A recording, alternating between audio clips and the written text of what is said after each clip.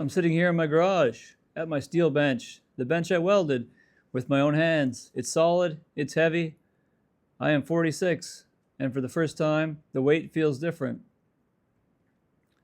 I'm wearing these heavy coveralls because it's freezing out today. I've got my red Lincoln welder behind me. It's a great tool. A machine built to fuse things together, but like any tool, sometimes it needs maintenance. Sometimes it breaks. And right now, I am the one under maintenance. I had a head injury, a glitch in the wiring, a short circuit in the brain. It changed how I think, how I look at things, how I process the day. It changed how I hear the wind, but it didn't change my duty. It didn't change who I am to my family.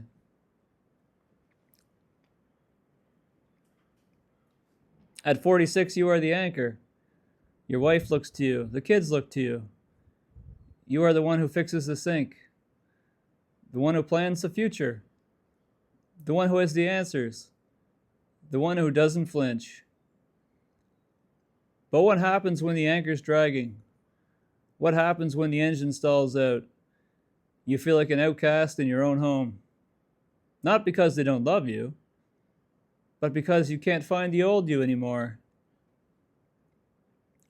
I'm not here to complain. I'm not here for a handout. I'm here to find a new way. A way to lead while I'm healing. A way to provide without burning the house down from the inside out.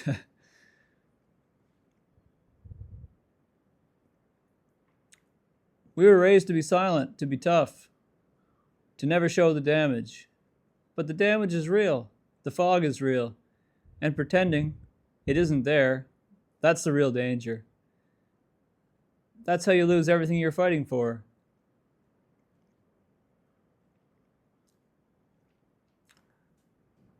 Most guys our age are terrified to admit it. We think that if we show a crack, the whole world will fall apart. We think being a man means you're unbreakable. But look at the steel bench. Even steel has a limit. Even steel can snap if the stress is wrong. If you force a weld when the metal is cold, it won't hold. It looks okay on the surface, but it's brittle. It's a lie. You have to prep the surface. You have to take your time. Recovery is prep for the next 20 years.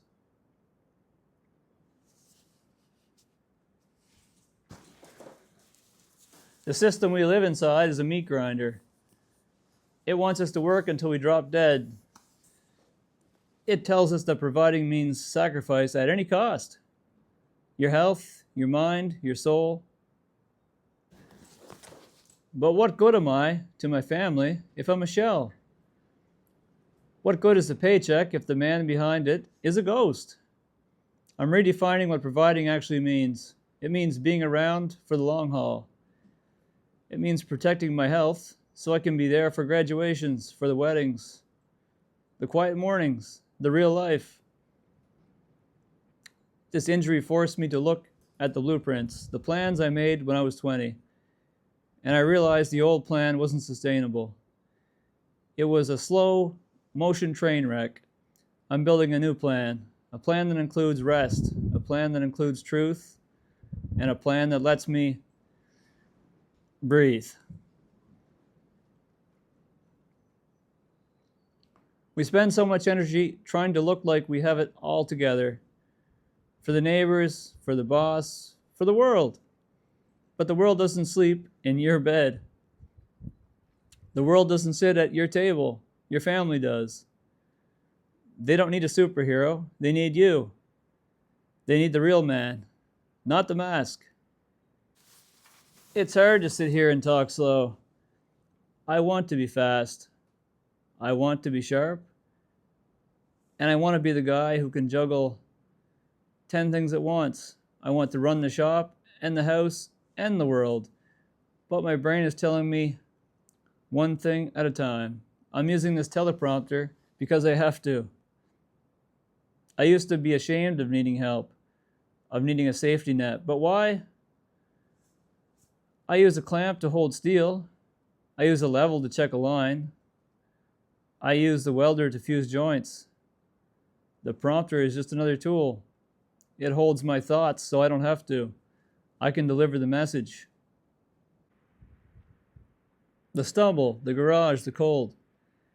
People might look at this and see a guy who's struggling. And I am, but I'm struggling with my eyes wide open. I'm choosing this grit. I'm choosing to be real with you. Because I know I'm not the only 46-year-old sitting here in a freezing garage, wondering if he still got what it takes. Wondering if his best years are behind him. And I'm telling you, they aren't. The world looks different now. It's not about the heavy lifting anymore. It's about how much weight you can carry on your back. It's about the steady lifting. It's about the discipline to heal. The discipline to wait until the fog clears. That is the real strength. Knowing when to wait. My family is my world. Everything I do is for them. All of the work I've done all my life is for them. And if that means I have to sit at this bench and speak slow, then I'll do it. If it means I have to change my pace, I'll do it. If it means I have to rebuild myself from the ground up, I can do it. I'm not giving up on them. I'm not walking out the door.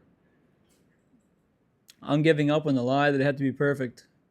I'm giving up on the stress that caused the crash. I'm fighting for a life where I am present, where I am actually there, not just a body in the room. So to the other providers out there, to the guys who feel the weight of the world on their shoulders, stop running for a second. Just stop. Sit at your bench, look at your tools, and look at your hands. Understand that you are more than your output. You are more than your paycheck.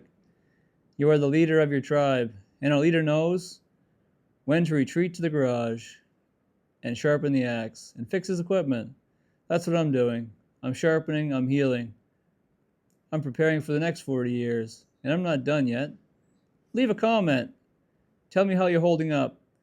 Tell me what you're fighting for. I'll be here at the bench, in the cold, finding the way, one weld at a time, one word at a time. See you in the next one. Take it easy on yourself. Keep the fire burning, even in the cold. And stay salted.